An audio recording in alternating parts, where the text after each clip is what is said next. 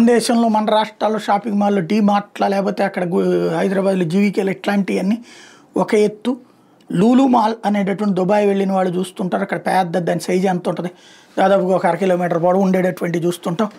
అట్లాంటి మాల్ సింగపూర్లో కానీ ఇట్లాంటి వాటిలో ఆ లూలు మాల్కి వచ్చిన ఏకైక సమస్యల్లో మన ఆంధ్రాలో కూడా పెడుతున్నారు, విశాఖలో పెడతానంటున్నారు, అమరావతిలో పెడతానంటారు, తిరుపతిలో పెడతానంటారు. కాకపోతే వీళ్ళకి రిలీజియస్ ఫీలింగ్ చాలా ఎక్కువ.